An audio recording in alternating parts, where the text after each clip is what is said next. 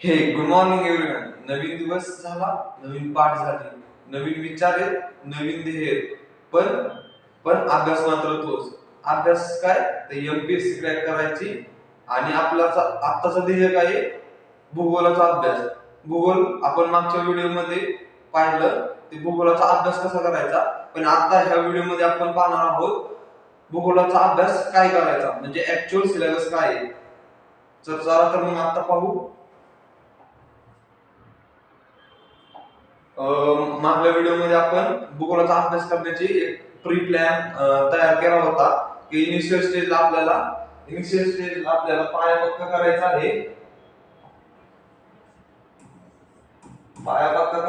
त्यासाठी आपल्याला नकाशे पाठ करायचे आहे. ते नकाशे असतील मूळतः भारताचा नकाशा, महाराष्ट्राचा नकाशा, प्रादेशिक नकाशे. त्याचप्रमाणे भारताचा नकाशा पाठ करण्यापूर्वी तुम्हाला जगाचा नकाशा पाठ करणं अत्यंत गरजेचं असतं, कारण त्याच्यावर भारताचा नकाशा अवलंबून असतो. त्याचप्रमाणे जर तुम्ही भारताचा नकाशा पाठ केला तर त्याच भारतामध्ये आपला महाराष्ट्र पण इन्क्लूड होतो आणि तो आपल्याला इझिली स्टेप बाय स्टेप करायला सोपा जातो. आपला दुसरा पॉइंट होता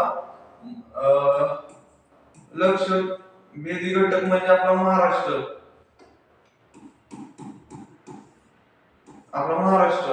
आपण स्टार्टिंगला एन्जॉयमेंट म्हणून, स्टार्टिंगला आपली क्युरियोसिटी वाढा म्हणून, इन्फॉर्मेशन वाढा म्हणून आपण सगळे नकाशे केले. त्यानंतर ना आपण जेव्हा आपला पाया पक्का होईल त्यावेळेस आपली पहिला मजला असणारे महाराष्ट्राचा संपूर्ण भूगोल. त्यामध्ये हा घटक मस्ट असतो, कारण एमपीएससी ही महाराष्ट्राच्या भूगोलावर प्रश्न विचारते म्हणजे विचारतेच. कारण आपण परीक्षा देतोय महाराष्ट्र लोकसेवा आयोगाची, तर महाराष्ट्रावर नक्कीच प्रश्न पडणार आहे. त्याचप्रमाणे त्यानंतर ना आपले बिझनेस जे घटक आहेत, ज्यामध्ये शेतीमूळ येते, आपली खनिजे येतात, ते घटक आपण पाठ करणं गरजेचं होतं. आणि चौथा आपला घटक होता याच्यावर रणनीती.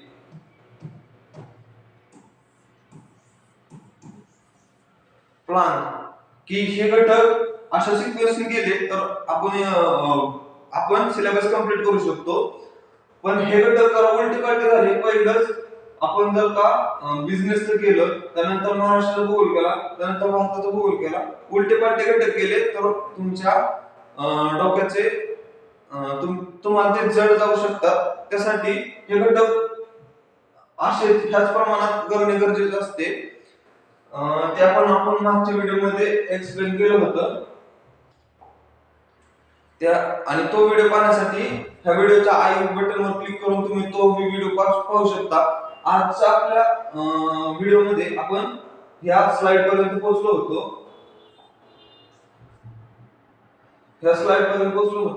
आपल्याला यामध्ये पाहिजे, आपण सिलेबस पाहिला होता. आपल्या सिलेबस मध्ये 7 घटक होते. त्यामधला आपण पहिला घटक आपण घेतला भारताचा भूगोल. जर आपल्याला महाराष्ट्र लोकसेवा आयोग द्यायची, हे आपलं गोल आहे, त्यामध्ये महाराष्ट्राचे मोस्ट ऑफ द प्रश्न विचारणार आहे. पण मी पहिला घटक भारताचा भूगोल बघितलाय, कारण भारताचा भूगोल शिकल्याशिवाय महाराष्ट्राचा भूगोल शिकणं जरा कठीण आहे. मी असं म्हणत नाही की इम्पॉसिबल आहे, पण कठीण आहे. त्यामुळे मी प्रेफर करतो पहिल्यांदा भारताचा भूगोल शिकणे. आणि भारताच्या भूगोल मध्ये आपल्याला तेच शिकायला भेटतं जे महाराष्ट्राच्या भूगोल मध्ये शिकायला भेटतं. ऑलमोस्ट 90% सेमच आहे, कारण की महाराष्ट्रात पण फर्स्ट ही पर्वतरांगा. तिथं भारताच्या ह्याच्यामध्ये हिमालय पर्वतरांगा ही आपली सगळ्यात जगातील तरुण पर्वतरांगेची जी हाईट अजून वाढतच चालली आहे. त्याचप्रमाणे आपल्या महाराष्ट्रातील सह्याद्री. ओके. त्यानंतर ना उत्तर भारतीय मैदानी प्रदेश इथे आपल्या गंगेचे मैदान येते. या गंगेच्या मैदानामध्ये जमीन खूप सुपीक मानली जाते, कारण पाणी पण खूप भरपूर असतं. आपलं जमिनीचा लेवल जे असते ते एकदम मैदानासारखी सपाट असते. चढ उतार जास्त ठिकाणी कमी असतात जास्त करून. आणि हे मैदानी प्रदेश नदीचा काळ साचून निर्माण झालेले असतात. त्याचप्रमाणे आपले पठार मध्ये आपला दख्खनचा पठार हा मेन आहे. दख्खनचा पठार, आपण महाराष्ट्रात राहतो तर आपल्याला दख्खनचा पठार ही गोष्ट काही नवीन आहे, कारण आपले शिवाजी राजे त्याचप्रमाणे अनेक मोठमोठे राजे इतिहासात पण दख्खनाच्या पठाराचा उल्लेख केला आहे. दख्खनाच्या पठाराची निर्मिती कशी झाली? दख्खनाच्या पठारामध्ये निर्मिती होण्यासाठी आपल्या भारत हा आपला साऊथ बाजू आहे भारताची. या साऊथ बाजू मध्ये ह्या एरियामध्ये दख्खनचं पठार निर्माण झालं, कारण की या एरियामध्ये लाखो करोडो वर्षापूर्वी अनेक ज्वालामुखीचे उद्रेक होऊन त्याच्यामध्ये लावा रस सगळीकडे पांगला. त्या लावा रसाचा काळा पाषाण दगड तयार झाला. त्या लावा रसावर थर साठत आपले डोंगर आणि पठार निर्माण झाले. ते अशा प्रकारे या पठाराची आपली निर्मिती झाली.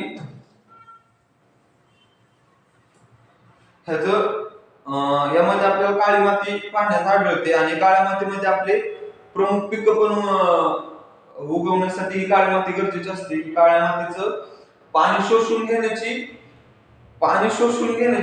क्षमता जास्त असते, त्यामुळे ह्याच्यामध्ये ऊस कापूस सारखे मोठमोठे महत्वाचे पिकं घेतली जातात.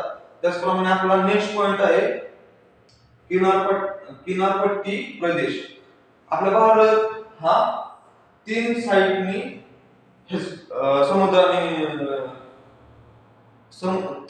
समुद्राशी सीमा भारत शेअर करतो. ओके, 3 साईड कुठच्या आपल्याला तरी एक आणि 2 दिसतात, बरोबर?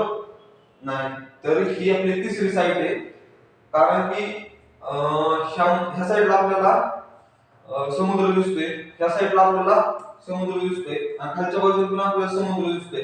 ह्या समुद्राच्या किनारी भागात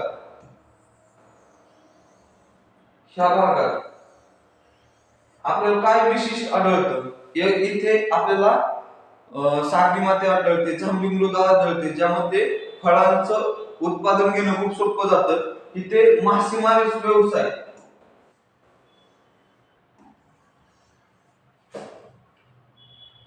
व्यवसाय खूप मोठ्या प्रमाणात चालतो. ह्या भागावर मासेमारी व्यवसाय अवलंबून असतो, कारण की इथं समुद्राच्या माशांवर जगणाऱ्या जाती जमाती खूप भरपूर प्रमाणात असतात आणि आपल्या इकॉनॉमीला बूस्ट करण्यासाठी मासेमारी व्यवसाय पण खूप महत्त्वाचा असतो, फिशरीज व्यवसाय.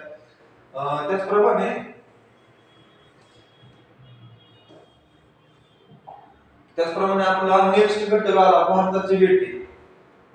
सर्व घटकांवर लक्ष केंद्रित करून आपला भारत मेन भूमी झाली, मैदानी प्रदेश झाले, पठारी प्रदेश झाले, त्या नंतर आपण पर्वतरांगा घेतल्या, पठारी प्रदेश झाले, किनारी प्रदेश झाले, तर आपले बेटे राहिले. हे आपण आता मेनलँड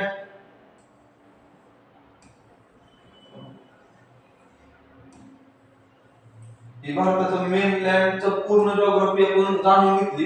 पण भारत एवढ्या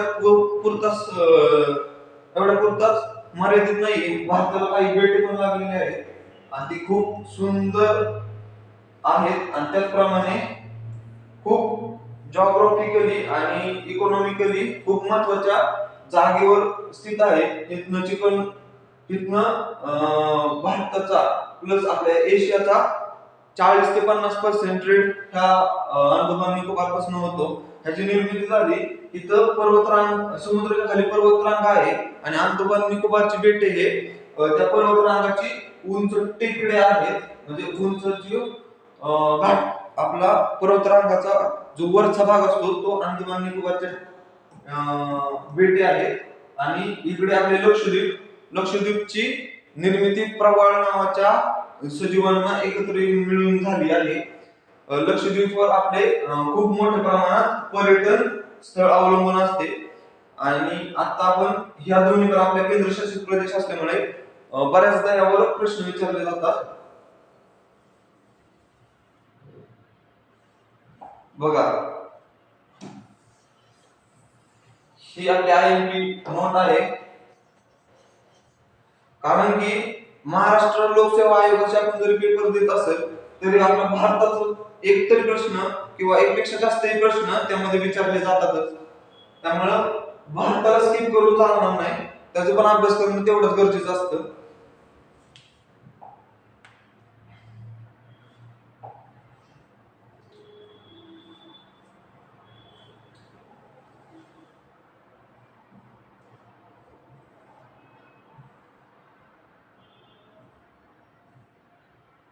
आपल्या भारताच्या अभ्यासानंतर, आपल्या भारताच्या भूगोलाच्या अभ्यासानंतर आपण मेन जो आपला कोर अभ्यास आहे, आपला गोल आहे, त्याच्यावर फोकस करण्यासाठी तो डायरेक्टली दुसरा नंबर देतो महाराष्ट्राच्या भूगोलाच्या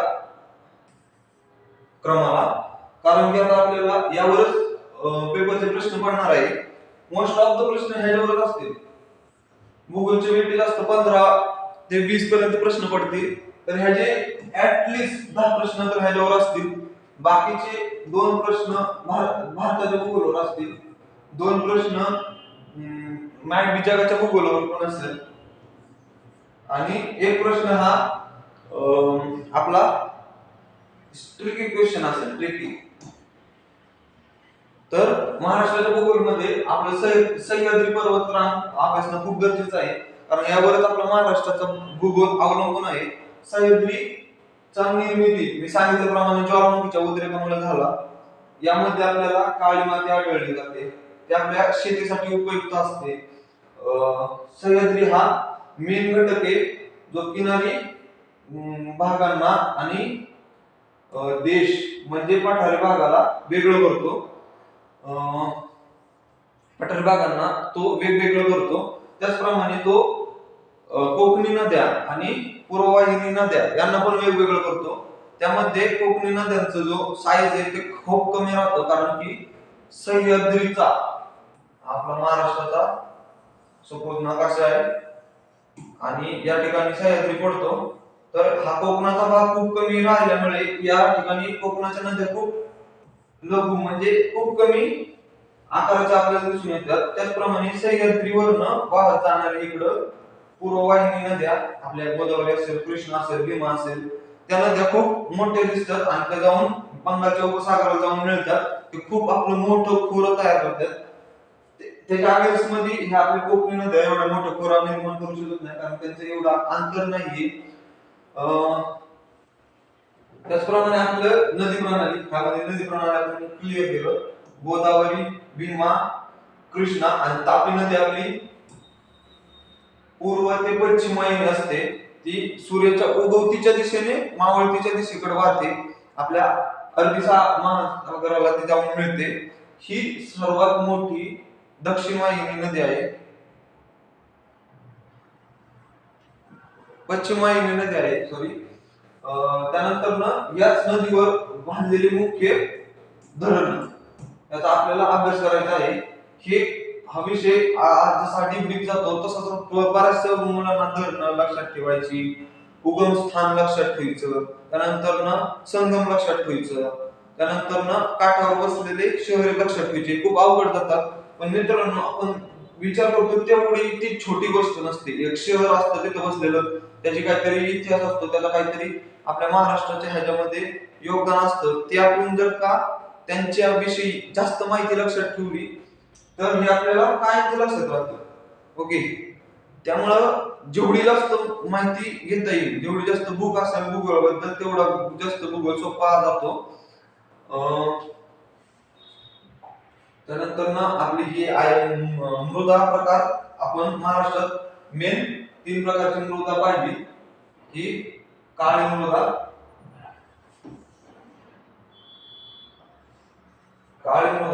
त्याचप्रमाणे लाल मृदा, त्याचप्रमाणे जांभळा मृदा. पण हे जे कलर दिल्यात हे तुम्हाला लक्षात राहण्यासाठी दिल्यात. ऍक्च्युअल मध्ये ही कलर सारखी अशी मृदा नसते. लाल मृदा एवढी गडद लाल नसते, किंवा जांभळी मृदा पर्पल कलरची पण नसते. हे आपले फक्त काळी मृदा ऑलमोस्ट काळी कलरची असते, पण एवढ्या काळी कलरची नसते. त्याच्या मध्ये घटक असतात काही सेंद्रिय, त्यानुसार त्याच्यामध्ये पिकं घेतली जातात. ते महाराष्ट्राच्या भूगोलासाठी खूप अत्यंत गरजेची घटक आहे. कारण हे मृदांचे एरिया जे आहेत ते थोडे नाही, ते खूप मोठ्या प्रमाणात पसरलेले आहेत. ओके, सह्याद्रीमध्ये आपल्याला जांभी मृदा पाहिली तर लाल मृदा भेटते, कोकणामध्ये जांभी मृदा भेटते आणि पठारी प्रदेशावर काळी मृदा भेटते. तर आपला हा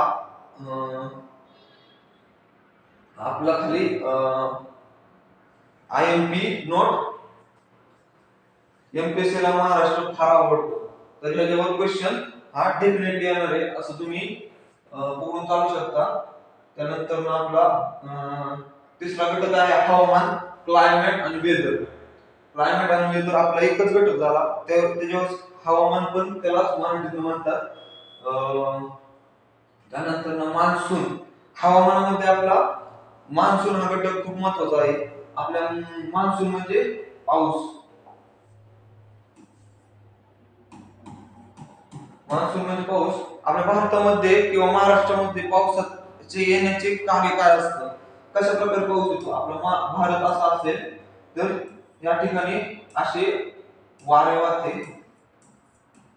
हे वारे ढगांना घेऊन येते, बरोबर आहे हा. हे वारे वाहत उत्तरेला जाते आणि जाताना इथं पाऊस पडतो.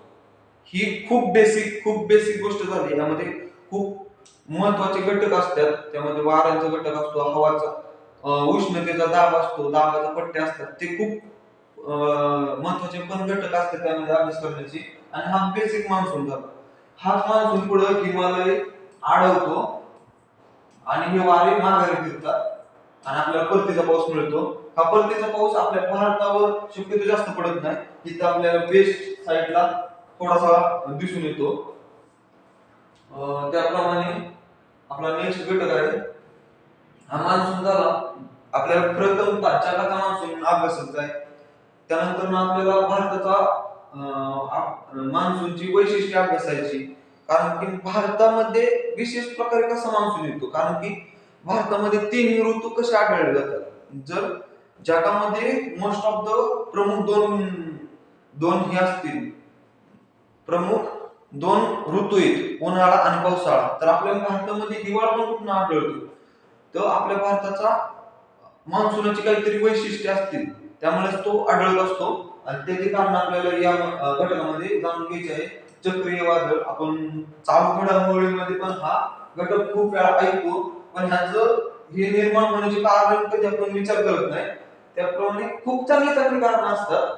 हा अभ्यास करताना पण ती जरा क्युरियोसिटी वाटते की का चक्रीय वादळ निर्माण होतंय, त्याने किती हानी होती, त्याच्यावर उत्तर काय, त्याच्यावर आपण कसा मात केली पाहिजे. हे सर्व घटक जर का आपल्याला शिक्षण असेल तर आपण करू शकतो. एल नेने आणि ल नेने हे घटक आपल्याला हवामानाच्या दाबाच्या पट्ट्यानुसार समजतं की आपल्या पृथ्वीच्या उत्तर गोलार्धात कमी हवाचा पट्टा निर्माण झाला तर जास्त हवेच्या पट्ट्याकडनं कमी हवेच्या पट्ट्याकडे वारे वाहते, आणि इकडे पण जास्त वारे झाल्यानंतर तिकडे दाब कमी झाला तर इकडून वारे तिकडे वाहते. ह्याच क्रियेला एल नेने आणि ल नीना हे म्हणलं जातं.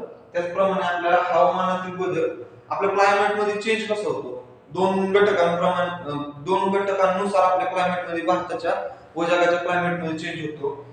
त्यामध्ये आपले मानव निर्मित घटक असतात, काही नैसर्गिक घटक असतात. मानव निर्मित घटकामध्ये आपण जंगल तोड करतो, गाड्यांचा प्रदूषणाचा वापर जास्त करतो, जास्त कंपन्या आपण खोलल्या त्याचे प्रदूषण जास्त होते, आपण नदी नाले वगैरे साफ ठेवत नाही त्यामुळे समुद्र खराब होतो. त्यामुळे हवामानात बदल होतोच होतो. त्यानंतर नैसर्गिक घटकांमुळे पण बऱ्याच प्रमाणात हवामानात बदल होतो. काही ठिकाणी ज्वालामुखीचा उद्रेक होतो, काही ठिकाणी भूकंप होतो. त्यामुळे हे घटक आपल्याला अभ्यासणं गरजेचं असतं. आता नेक्स्ट आपला घटक आहे नदी व जलसंपदा. ओके, आपण नदी आतापर्यंत मी भारताच्या ह्याच्यामध्ये घेतलं, भारताच्या भूगोलामध्ये नदीचा भाग घेतला आणि महाराष्ट्राच्या भूगोलामध्ये पण नदीचा भाग घेतला आणि सेपरेटली पण नदीचा भाग घेतोय. कारण की ह्याच्यावर ऍक्च्युअली मध्ये 1-2 प्रत्येक पेपरला क्वेश्चन पडतात.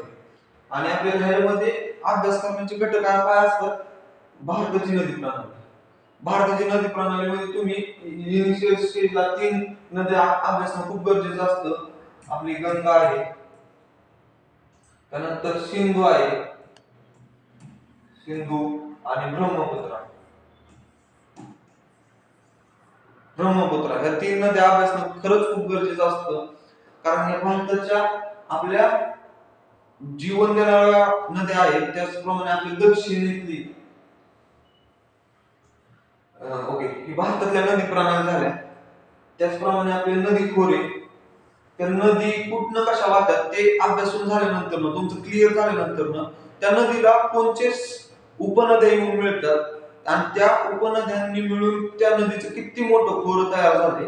खोरं म्हणजे एक प्रमाणे अशी एक नदी असेल, त्याला उत्तरेकडनं अशा 4-5 उपनद्या येऊन मिळाल्या, दक्षिणेकडनं 2-3 उपनद्या येऊन मिळाल्या. तर ह्या सर्व भागाला खोरे बनले जातात आणि हा शेवटला नदीचं मुख तयार करतं समुद्राच्या बाजूला.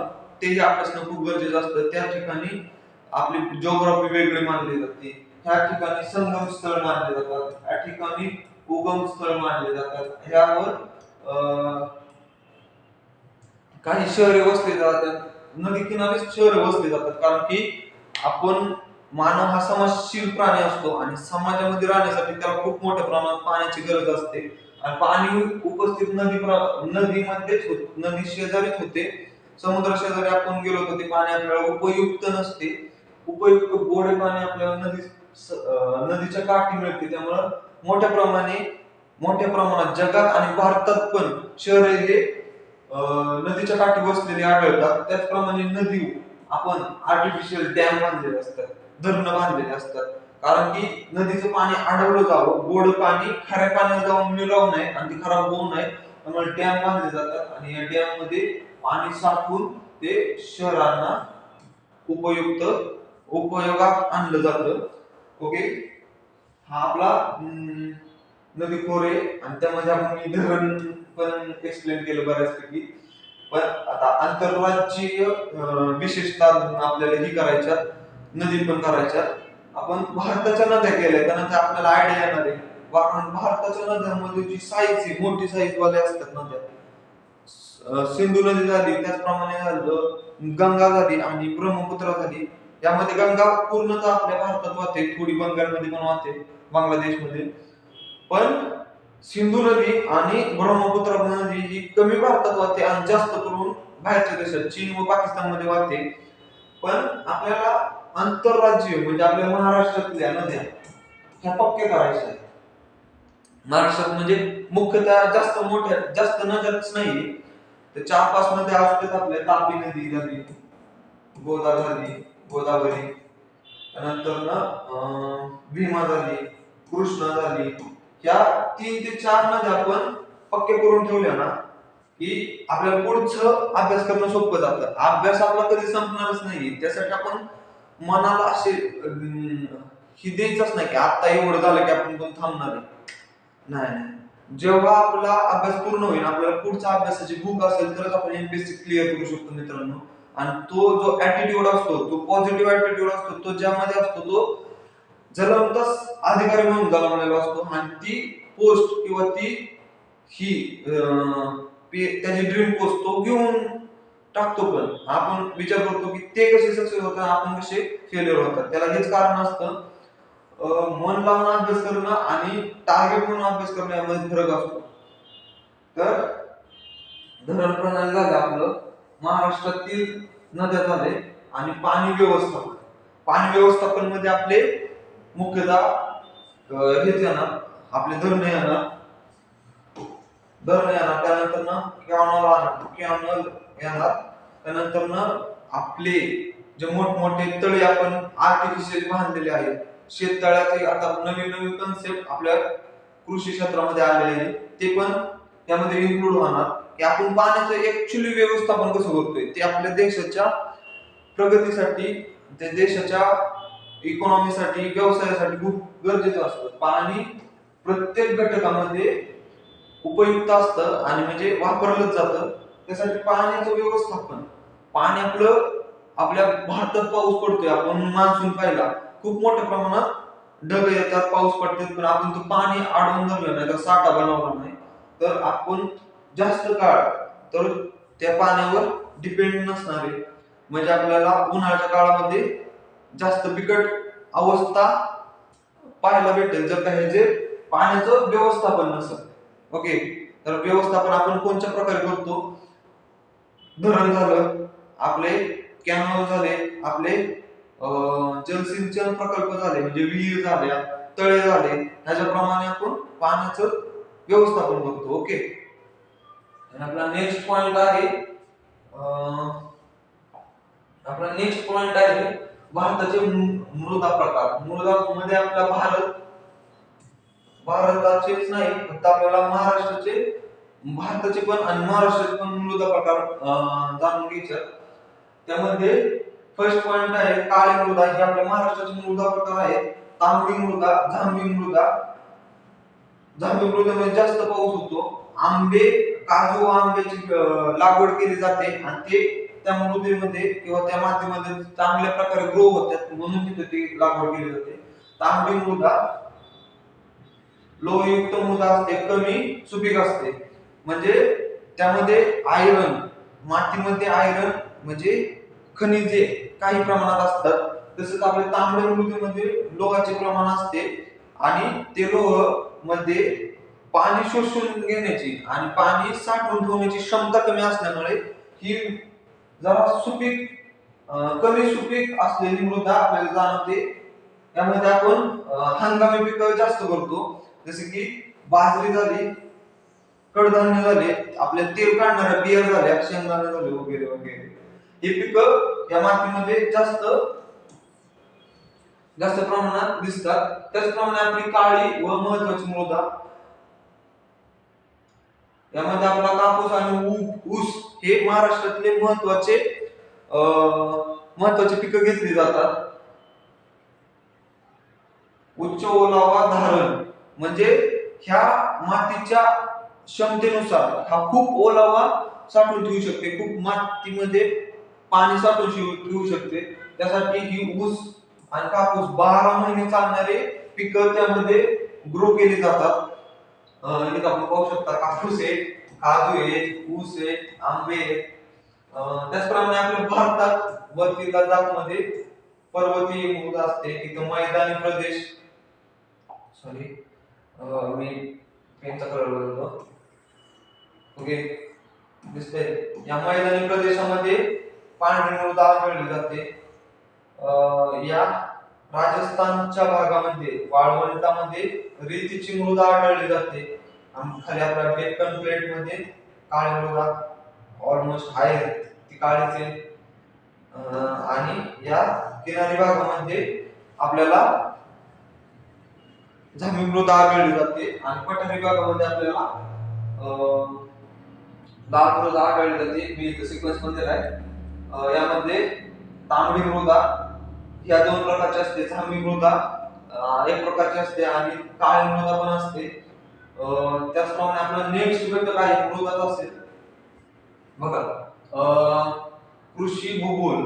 भारताचा प्रमुख पिके, भारतामध्ये कोणते प्रमुख पीक घेतली जातात तो आपल्याला अभ्यासणं गरजेचं आहे. आपण मृदा अभ्यासलीच आहे तर मृदेची वैशिष्ट्ये पण माहिती, मग आपल्याला भारतामध्ये त्या मृदेवर कोणती पिकं ग्रो होतील हे सहज समजणार आहे.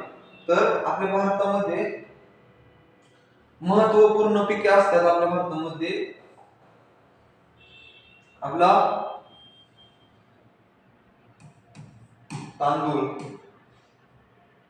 गहू, त्यानंतर ऊस, त्यानंतर कापूस. ही कापूस ऊस महाराष्ट्रातली पण पिके, पण गहू तांदूळ महाराष्ट्रात कोकणाच्या भागात खूप पिकला जातो.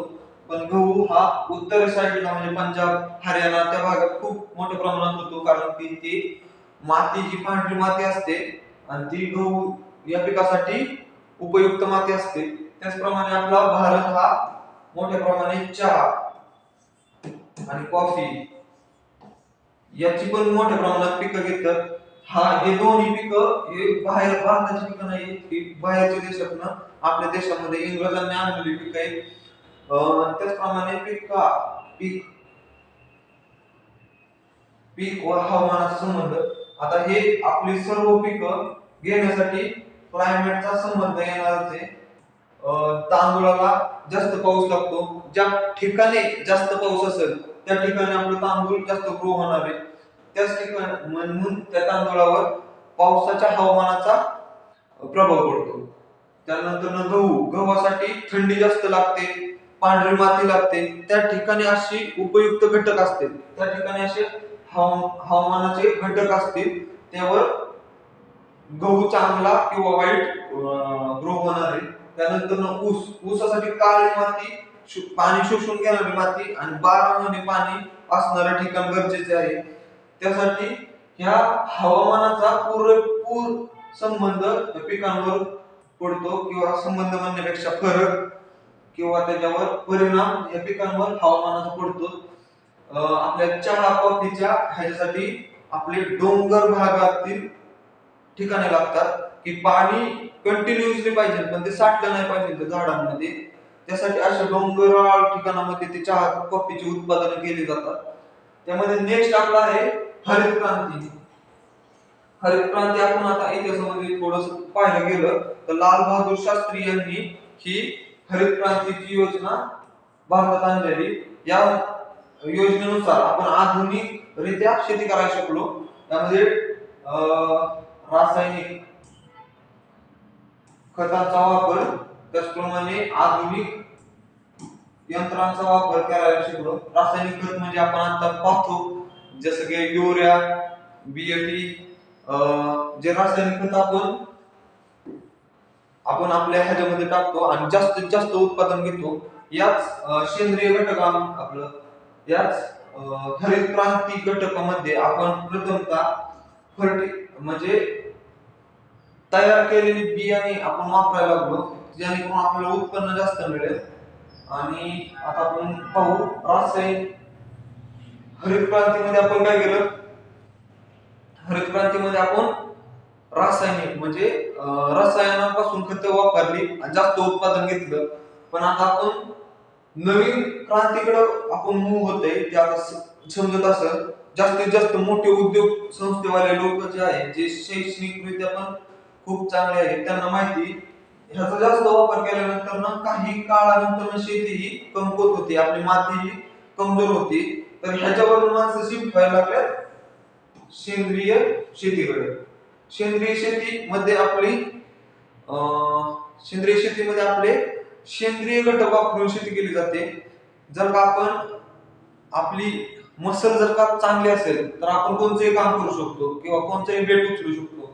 तसंच जर का जिम मध्ये जाऊन मसल बनवली तर ती जिम सोडल्यानंतर ना ती मसल कमी होते. आणि त्याचप्रमाणे जर का तुम्ही तालमीत जाऊन तब्येत बनवली तर ती तब्येत तुमच्या कायमस्वरूपी तुमच्या सोबत राहते. कारण नॅचरली बनवलेली गोष्ट ही जास्त काळ टिकते, आर्टिफिशियली बनवलेली गोष्ट ही कमी काळ टिकते. त्यामध्ये आपली सेंद्रिय शेतीमध्ये आपण आता उपयोग करत आहोत. म्हणजे बऱ्याच नवीन नवीन घटक निर्माण होत आहे.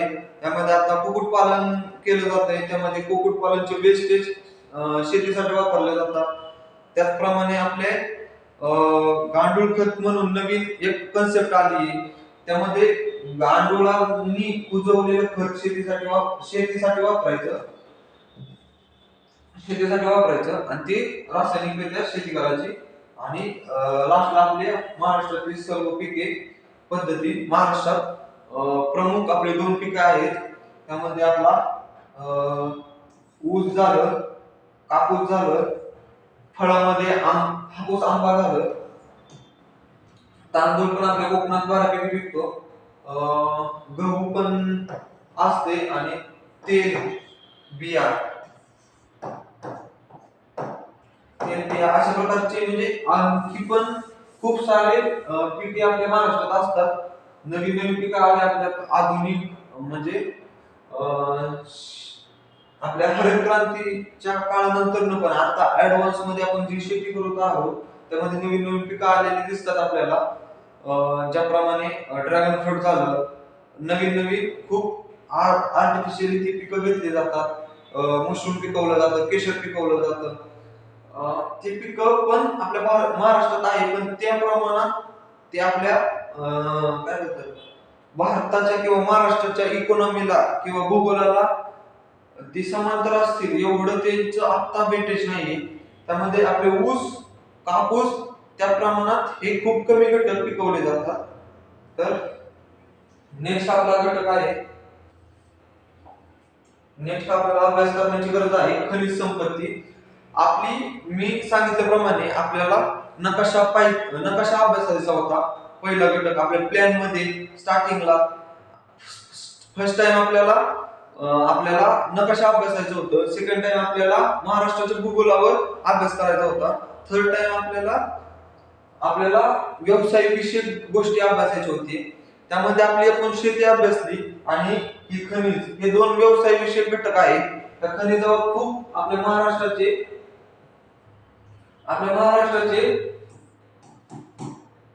त्याचप्रमाणे भारताचे पण खूप व्यवसाय अवलंबून असतात. हे खनिज हे निर्माण होतात नैसर्गिकरित्या.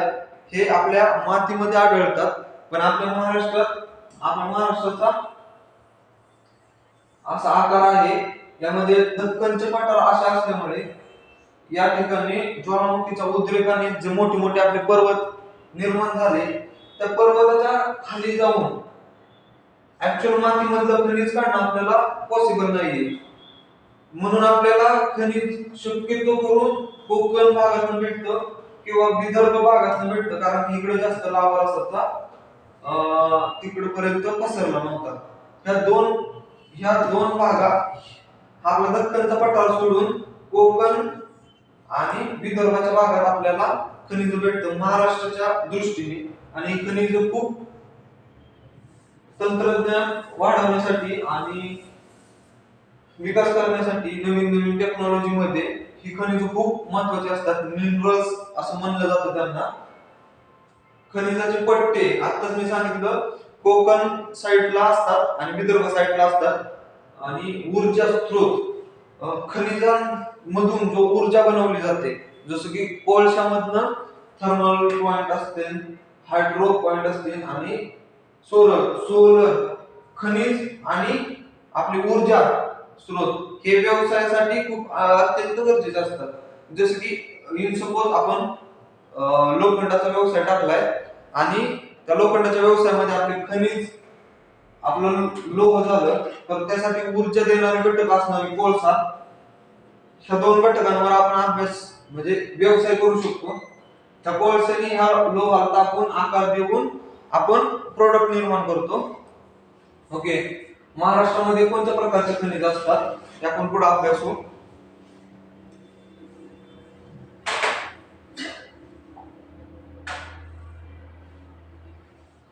आतापर्यंत आपण 3 घटक आपला प्लॅन ऑलमोस्ट कम्प्लीट करण्यापर्यंत आलो आहोत.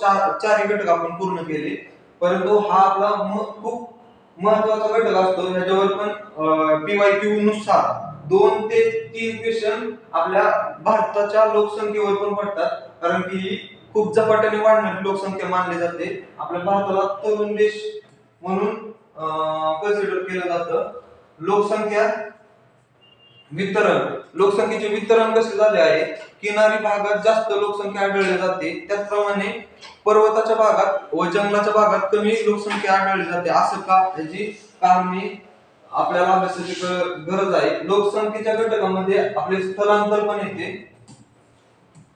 जास्तीत जास्त लोक गावाकडनं शहराकडे स्थलांतर करतात, त्यामुळे लोकसंख्येमध्ये बदल निर्माण झालेला दिसतो. यावर आपली जनगणना अवलंबून असते. जनगणना म्हणजे आपल्या देशामध्ये किंवा आपण आपल्या राज्यामध्ये, आपल्या जिल्ह्यामध्ये किती लोक राहतात त्याचे आपल्याला टोटल जी नंबर असते त्याला ती काढण्यासाठी जनगणना ही आपली महाराष्ट्राचं किंवा भारताचं सरकार किंवा पर्टिक्युलर कोणत्या पण प्रदेशातलं सरकार ही जनगणना घेत असते.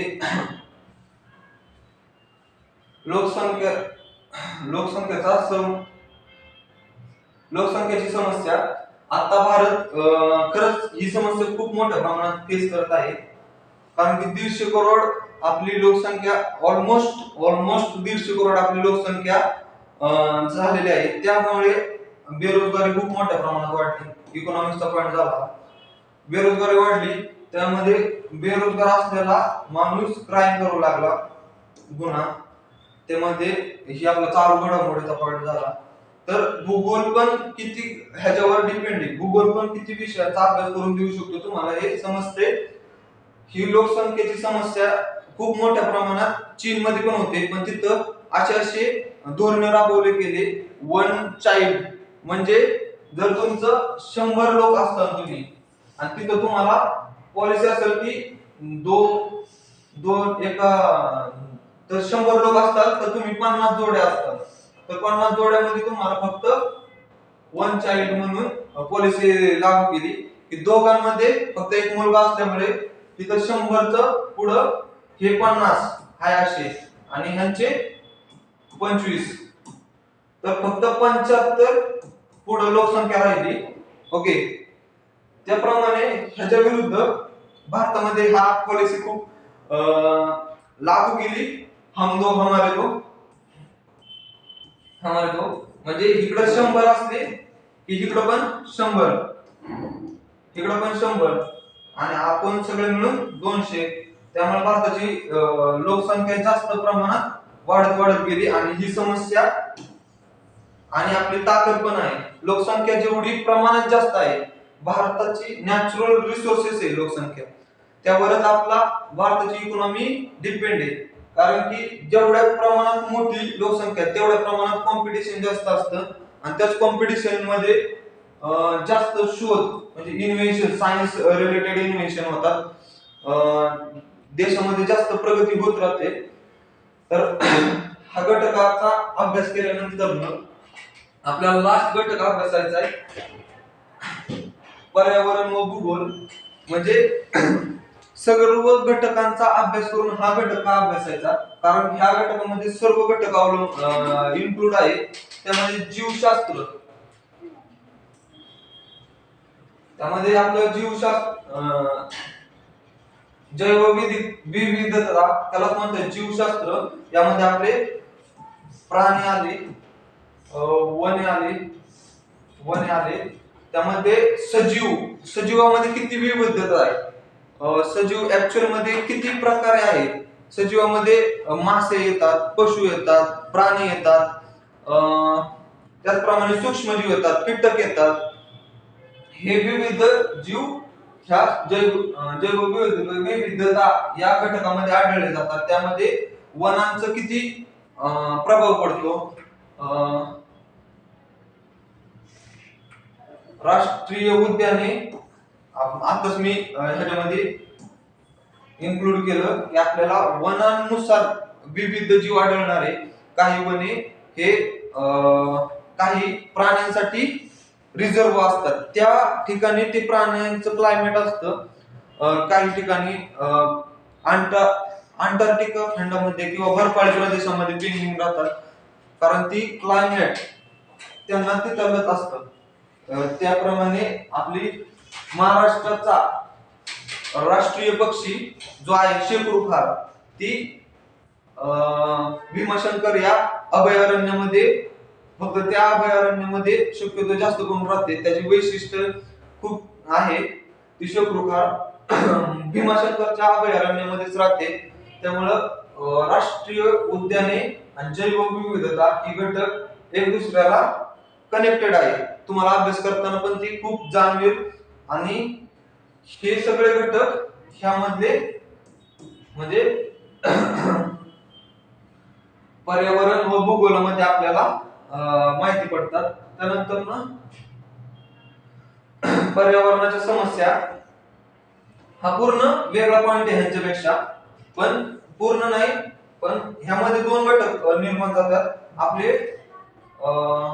मानव निर्मित समस्या असतात आणि नैसर्गिक समस्या असतात. ओके.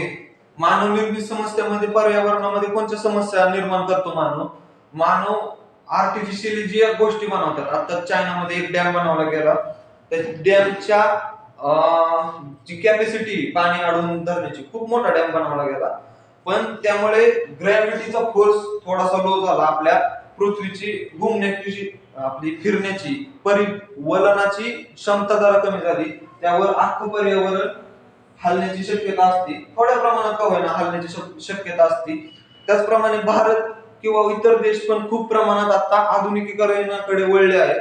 त्यामध्ये खूप मोठ्या प्रमाणात आधुनिक एरियामध्ये कारखाने स्थापन होतात. त्या कारखान्यामधनं कार्बन CO2 हा वायू बाहेर पडतो. हा वायू आपल्या ओझोनच्या लेअरला कापत असतो. ओझोन लेअर हा आपल्याला सूर्याच्या घातक किरणांपासून वाचवण्याचं काम करत असतो. त्यामुळे ही समस्या सर्व मानव निर्माण करतात. त्याचप्रमाणे खूप मोठ्या मोठ्या समस्या असतात. ग्लोबल वॉर्मिंगची समस्या असते, तापमान वाढवलेलं असतं. आपण खूप मोठ्या प्रमाणात व्हेकल यूज करतो, एसीचा यूज करतो, त्याप्रमाणे प्रदूषण करतो. त्यामुळे जागतिक तापमान वाढ होते आणि जागतिक तापमान वाढ झाल्यामुळे आपल्या पृथ्वीचा जो खालचा खंड आहे त्यांनी आपल्या पृथ्वीची खूप मोठ्या प्रमाणात पाणी साठवून ठेवले आहे बर्फाच्या फॉर्म मध्ये. आणि या पृथ्वीचं ओव्हरऑल पृथ्वीचं जर का तापमान वाढलं तर हा बर्फ वितळतो आणि बर्फ वितळलं तर समुद्राची लेवल ही वाढते आणि काठाजवळ असलेली शहरं, आपण आताच पाहिलं की पाण्याजवळ शहरं वसतात, तर ते काठाजवळ असलेली शहरं ती पाण्याखाली जातात. तर हे समस्या मानवनिर्मित समस्या झाल्या. त्याचप्रमाणे नैसर्गिक समस्या आपण पाहू. नैसर्गिक समस्या त्यामध्ये समटाईम ज्वालामुखीचा उद्रेक होतो. आपण इथे ज्वालामुखी काढू. त्या ज्वालामुखीमधनं असे घटक बाहेर पडतात. जास्त प्रमाणे कार्बनच घटक हा बाहेर पडतो. त्यानंतर लावारस घटक हा बाहेर पडतो. ऍसिड रेन होण्याची पण शक्यता असते. आपण भूगोल जर का अख्ख्या पृथ्वीचा नीट अभ्यासला तर ऍसिड रेन ज्वालामुखीच्या उद्रेकामुळे बऱ्याचदा झाले आपल्या पृथ्वीवर मागच्या आपल्या पास्ट मध्ये. त्यानुसार आपल्या पृथ्वीची निर्मिती झाली. पण हा ज्वालामुखीचाही झाला, त्यानंतर भूकंप झाला, अशी जमीन हादरली जाते. तर जमिनीच्या हादरण्यामुळे बरेचसे जैविक घटक हे मारले जातात. जंगल मधले झाडे खाली पडली जातात. त्यामध्ये समटाईम आग लागली जाते, वनवा पेटला जातो. अशा घटकांमुळे ह्या समस्यांमुळे पर्यावरणावर परिणाम होतो. आणि आपला शेवटचा घटक आहे शाश्वत विकास. म्हणजे हे घटक जर का सगळे व्यवस्थित असतील तर हा घटक त्यांच्यावर पूर्णतः डिपेंड असतो. जैवविविधता, आपले प्राणी म्हणजे मानव हा फक्त एकटा जीव नाही, त्याच्यासाठी प्रत्येक जीव इम्पॉर्टंट आहे त्या जगण्यासाठी. त्यासाठी पूर्ण जीव आपले सजीव, त्याचप्रमाणे वने, त्यानंतर आपले समस्या आपण कंट्रोल केल्या पाहिजे.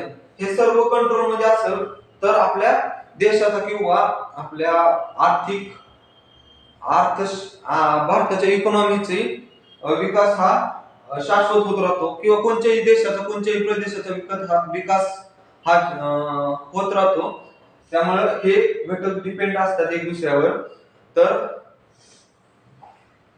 हे आपल्याला 8 घटक आपल्याला भूगोलामध्ये अभ्यासणं खूप गरजेचं आहे. त्याचप्रमाणे मी या पीडीएफ मध्ये खनिजे हा घटक सेपरेट घ्यायला हवा होता. तो पण खूप महत्त्वाचा घटक आहे आपल्याला परीक्षेच्या दृष्टीने. तो मी नेक्स्ट व्हिडिओ मध्ये नक्की कव्हर करण्याचा प्रयत्न करेन. आणि आजचा व्हिडिओ कसा वाटला ते सांगा. भेटूया नेक्स्ट व्हिडिओ मध्ये. थँक्यू.